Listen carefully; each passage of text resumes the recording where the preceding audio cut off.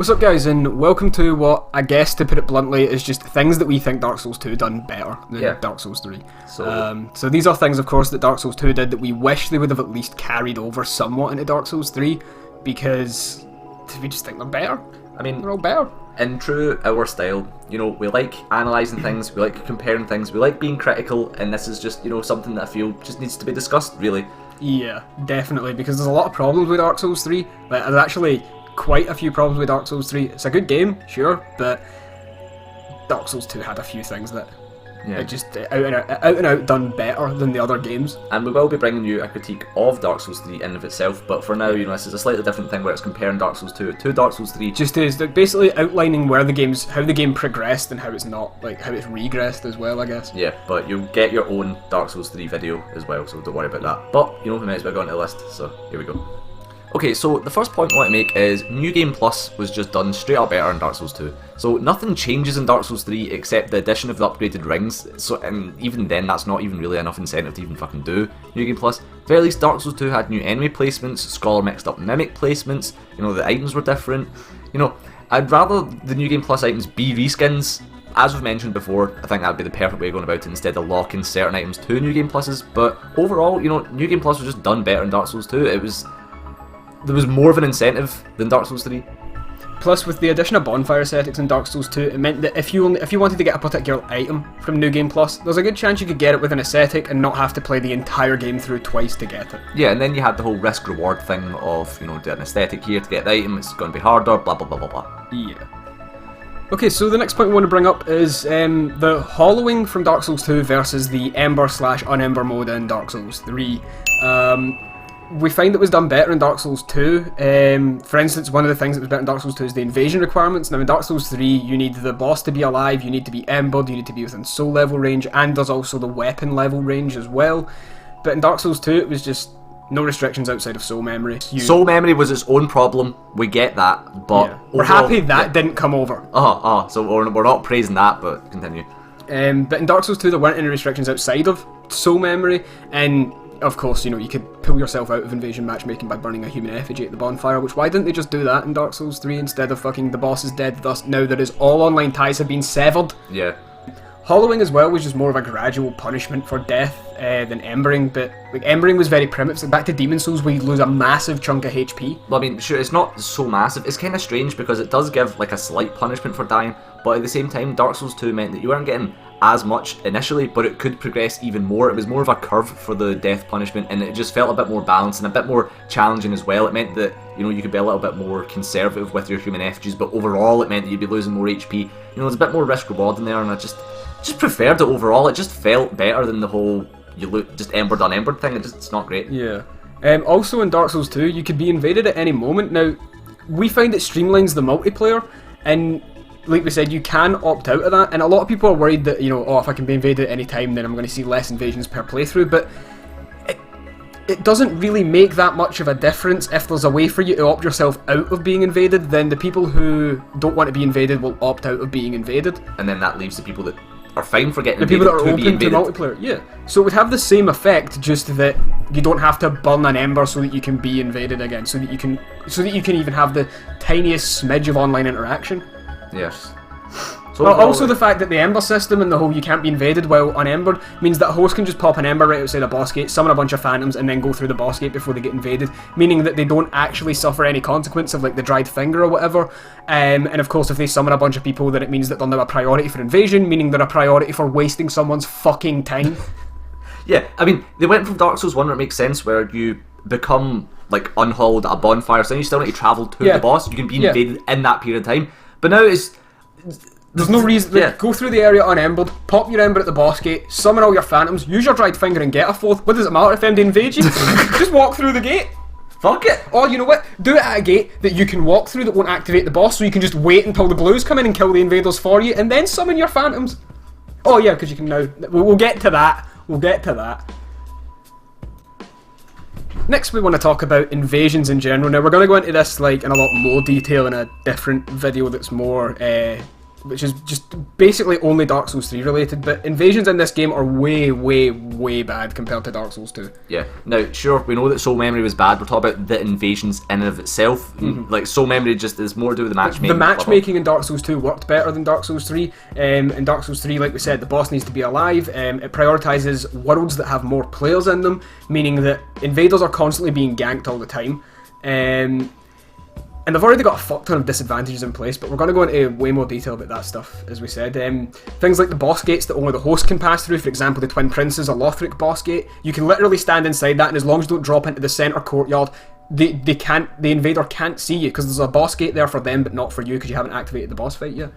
HP, Estus, and Ash Estus are also cut, which means that if you're a mage, you've already got half Estus and half Ash Estus by default because you need to keep mana and health. But if you invade, you get your Estus halved, and it also halves the Ash Estus as well. So you've got 25% of your total Estus to invade with if you're a mage. Oh, and hosts can also now change the Covenant even if they're invaded, which is fucking fantastic, because when I'm being 3v1'd, you know what the one thing I miss? I miss the host putting on the way a blue Covenant rune and getting his 4th Dark Moonblade in for free. Just because he can. You know, I really... Thank God they added that into the game. Yeah, so you're just basically, you never get a 1v1 invasion. And sure, you can set up like 1v1 PvP, but at the same time, you know, it requires people to like be on board with that kind of thing. And sure, there's a bunch of people for that, but just sometimes you just want to invade someone and just get a classic invasion. But no matter what, invading's just a gank every single fucking time, so you're forced to use the like summon signs essentially. Or you're forced to use a one-shot pocket rocket, as we've now decided to call it. But yeah, so that's a bit of a pain in the arse with invasions, which brings us neatly on to our next point. Yeah. So, as we said, invasions just stop the 1v1 PvP, really. So, they may not have included an arena in Dark Souls 3 to encourage invasions, we get that, and you know, it keeps the whole random element alive, but the problem is that everything kind of deters people from invading. Especially with the latest patch of the host can now wave blue whenever he wants. Yep, so a lot of people just want to set up guaranteed like 1v1 PvP, you know, with no surprise invasions or whatever. So you can set up a fight club, sure, but there's no guarantee that some arsehole won't come along and ruin it. So at the very least, the arena does have structure to it, or like we said in the Covenant video, a Covenant based around 1v1 PvP. And of course there is the argument for arenas where it's like, oh, if there's an arena in the game, then people won't invade because they could just go to arena in PvP. But the people that are going to go to arena in PvP are the people who are looking for 1v1s anyway. So even if they can invade or can be invaded, they don't want to, so they're not going to take that option. They're going to pick up red signs. So they're essentially, it's just an arena, but they have to actively choose who they fight. So why not just give us an arena so that the people who want 1v1s can just go fight other people who want 1v1s?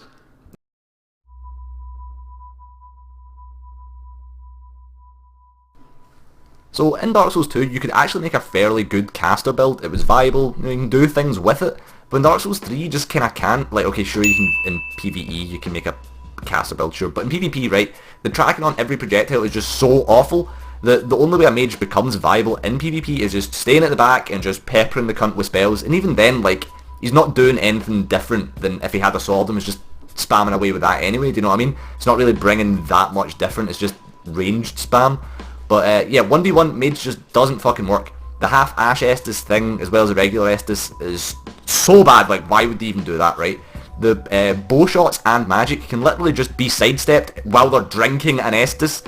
Rolling and running attacks with the bow are like semi-useful, but again, only if they're like in a straight line away from you. The bows just do absolutely garbage damage. You can't even fucking infuse them. And, you know, bows were actually usable in Dark Souls 2, even though they literally only had the fire bow attack option, you were like in place. Like, even then it's still done more than the fucking bows do overall in Dark Souls 3. I just don't even understand how it can even happen, but they managed to do it. So yeah, that's just another thing that Dark Souls 2 done better. Right, so again, Poise in Dark Souls 3, I mean, we don't need to touch on this more than as much as other points, because you already fucking know why it's garbage. And at the very least it done, obviously Dark Souls 1 was when it was best.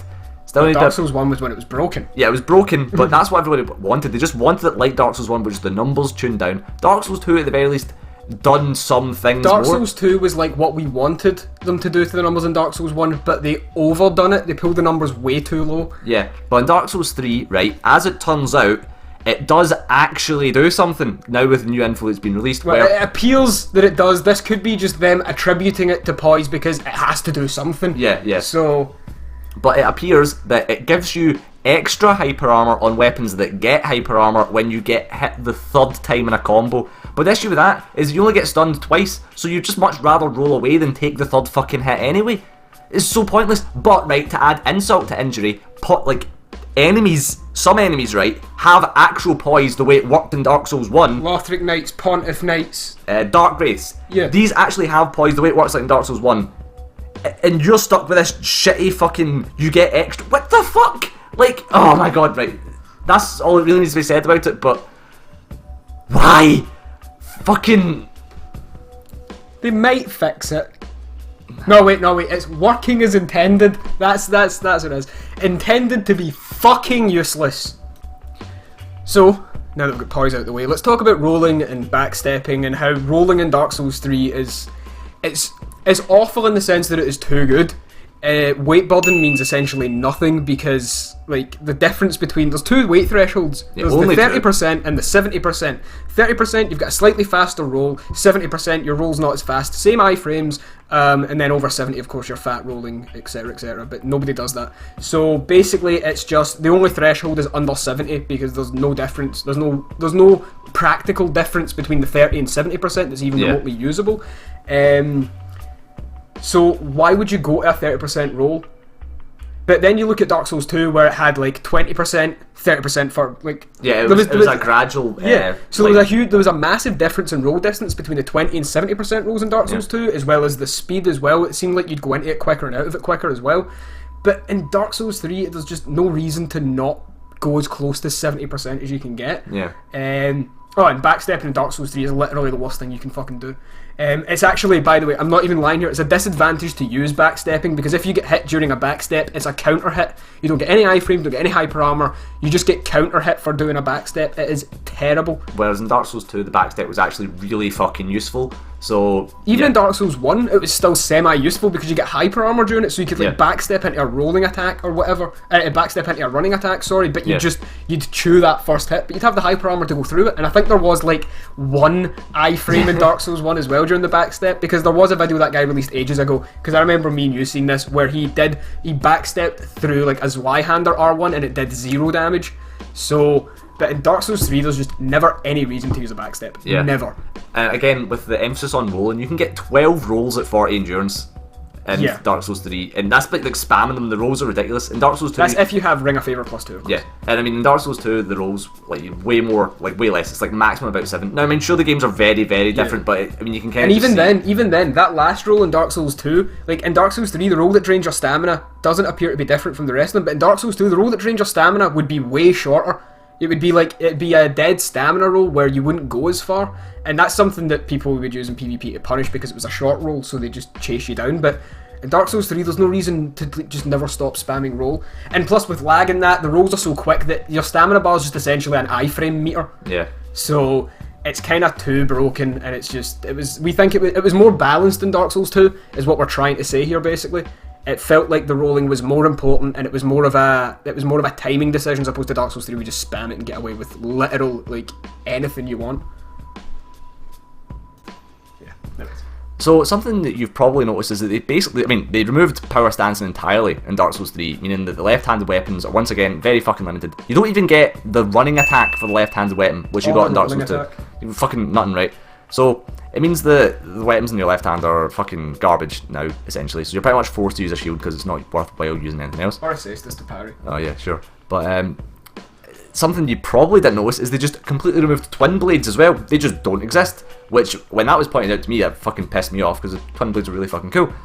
So again, with the lack of power stancing, there's no like dual movesets. The movesets are actually quite bland for a lot of the weapons. A lot of them share the same sword arts, the same overall movesets. In Dark Souls 2, some people complained about them feeling samey, but if you actually played the game, like the certain moves that weapons had, it meant a lot to how usable the weapons actually were.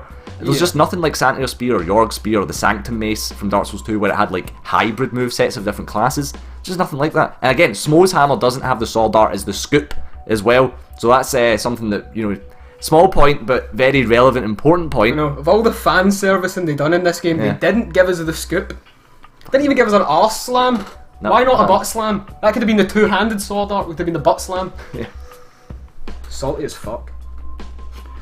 Okay, so we're now on to like our second to last main point, and this one is like we want to talk more about the things that Dark Souls 3 got wrong in a different video to do with this, but it's really build variety. There just isn't much of it in Dark Souls 3. A lot of the weapons are kind of useless, or they're just completely outclassed by the weapons in the category. Like, there's no reason to use any curved sword outside of the Karthus, for example. Yeah, and not only that, I mean, Dark Souls 2 had a huge build variety, like... Yeah, people always like complained in the arena about fighting the same build and that, but I've fought so many wacky fucking builds in the arena, it's unreal. So I don't know what I thought about it, but in Dark Souls 3 it's very, very fucking stale with what it is that you're fighting against. Oh yeah, it's pretty much always a quality build. You will never find a katana. Yeah, mages are fucking useless, as we've already said, because of the tracking. Also, the fact you can't get a hybrid mage because split damage is garbage. Light versus heavy build isn't really a thing because the armor weights are too close together, the defenses aren't all that different, the roll thresholds are pointless, Poise is pointless. There's so many reasons why the build variety just isn't as good as it was in the other games, like bland weapons, no real interest in weapons like Santier Spear and stuff like that. And there's so many... Like, no power stance and also the PvP nerfs a whole bunch of spells and rings for no fucking reason. Like, they work in PvE, but in PvP, like, they just do like a tiny fraction of what they do in PvE. Yeah, like Sacred Oath does basically nothing in PvP. Does basically nothing. So it means that you can't use that shit, and it just limits the stuff that you can actually viably use in PvP. And then there's even less PvP build variety, of course, because of the way matchmaking works, and the invaders need to make builds that beat ganks, so that means they have to have their Hornet Ring, Black Knight Glaive, Pocket Rockets, those sort of things. They need their one-shot builds. They need the parry, right, that summon is dead, next in line sort of thing. Exactly. Because you can't just invade and have fun with a weird and wacky build now, because weird and wacky builds aren't fun against 4v1s. Yeah. So there's quite a few reasons why build variety is like not as good, but I think we could go more into this in Dark Souls 3 because a lot of it is more to do with Dark Souls 3 and how they've like they've kind of toned down a lot of the stuff for PvP and PvE that they did in Dark Souls 2. But we'll get into that more in the Dark Souls 3 video. Okay, so our last main point we want to talk about is just how overall the Covenants in Dark Souls 2 were just better. Now, I've already done a video based on Dark Souls 3 Covenants and why we think they're terrible. Go ahead and watch that if you haven't already. But we think they were better in Dark Souls 2. The Covenants in Dark Souls 2 were fucked over by soul memory, yes, but the ideas behind the Covenants, they could have worked really well, and at the very least the Covenants were way more unique than Dark Souls 3, and the ones that do work still worked better than any of the Dark Souls 3 Covenants. It also had offline Covenants like Pilgrims of the Dark, which hid one of the best bosses in the vanilla game. Champions Covenant as well, which made the PvE harder with like new red invaders, new NPC invaders, and sort of took online out of it and stuff like that. So it was interesting what they've done with Covenants in Dark Souls 2. Yeah, I mean, where the fuck is my Dragon Covenant? Like, yeah, the Dragon Covenant runes are also absolutely fucking shite in Dark Souls 3. They're so unbelievably nerfed, but they don't get the cool like Bare Fist bonus that Dark Souls 1 had, and you don't get the extra defense that Dark Souls 2 had. And then the upgraded Twinkling ones are just so fucking slow they're unusable anyway. And then, I mean, the Rat Covenant was like a cool idea for Dark Souls 2 as well. I mean, we have our problems with that, sure, but at the very least there's nothing like that in Dark Souls 3. There's like no effort put in. Like, if they just put Rat Covenant in an area that you had to pass through, then that'd have been a good Covenant to be in. Grant, the premise of the Covenant though still defeats itself, but it would have been a fun Covenant to be in. Yeah. But yeah, like, go watch our Covenant video and you'll see why we think Dark Souls 3 Covenants just aren't good, and like they just aren't any. I don't know. They're just shite. Right, so just gonna move on to some bullet points. Just got a couple of smaller points that we want to touch on. Nothing like a big talking point, but you know, shade signs. No shade signs in Dark Souls 3, and it means that you can't co-op in an area after the boss is dead. Again, this is probably a remnant of the fact that you can't be invaded after the boss is dead either. But you know, it'd be nice. You know, it would be nice, but you can't. So no shade and signs. The amount of stuff in Dark Souls 3 that is just a straight rip from Dark Souls 1 and Dark Souls 2. Like, so much equipment from Dark Souls 1 and Dark Souls 2 is in Dark Souls 3. It brings the least amount of new equipment to the series of any of the games. I think even Bloodborne might have had. Yeah. That's going a little bit. That's like saying Assassin's Creed's a good stealth game. So right, dynamic online/offline switch is like they had the technology to do it. How can they even go back from this? So I'm playing the game. Oh, my internet cuts off. Oh, cool. I'm kicked into the main menu. Thanks, FromSoft. Fuck's sake. I know. So opening routes, right? In Dark Souls 3, you're railroaded into pretty much one route through the entire game. Sure, yes, you can defeat the dancer early. Okay, that does have that one thing, and that is cool, right? credit to the game, that is cool that you can do that. That might not even be intentional though. I know. And at the very least, Dark Souls 2 gave you 3 ways to go at the start of the game. Yeah, Dark Souls 1 even more than that. It's like gradually the games have been getting more and more railroad. Yeah, and that's a shame, really. Now, this is slightly longer, this one here. The Estus in Dark Souls 2 we think was way more balanced. It was just better. It was a slow heal, unlike Dark Souls 3's instant heal. There was a slower animation as well that meant you were actually open to attack and you could be punished. The Estus in Dark Souls 3 has fucking hyper armor. Yep. And you can move while drinking it. Just for balance here, we do think there was too much healing in Dark Souls 2 with the addition of life gems and all of that stuff as well. But the Estus on its own and of itself we think was better. But like even in PvE, you can just roll away a million times, spam your Estus, and you're good in Dark Souls 3 because it's instant, you get hyper armor, and it's so quick. But you can't do that in Dark Souls 2 because it's a slow heal, which meant that you had to find the right healing window. Because even if you did run away and like chug your Estus, the heal was still slow enough that the boss could punish you in a way that you wouldn't have gotten as much health back. But in Dark Souls 3, it's just free health whenever you want it. The animation was really fast. You can move while drinking, as we said. Hyper armor and lag means that you just can't punish someone in PvP who takes an Estus. Yeah. Because even if you stop the animation, thanks to lag, the Estus is still going to go through and they'll still get the heal. So yeah, it's just completely broken, and I don't know. I just think Dark Souls 2 done it better. It did. But this pretty much brings us to the end of the video. Yeah, pretty much does. Yeah. So if you've got any other things that you want to add, please tell us in the comments. But you know, we've got a bunch of other analysis videos coming at you. So yeah, we'll try and get them out as fast as possible because we've been working on the guide. Maybe not as hard as we could have been, but we're still doing that. So the guide should be soon, in case of anyone. The guide is working as intended, okay?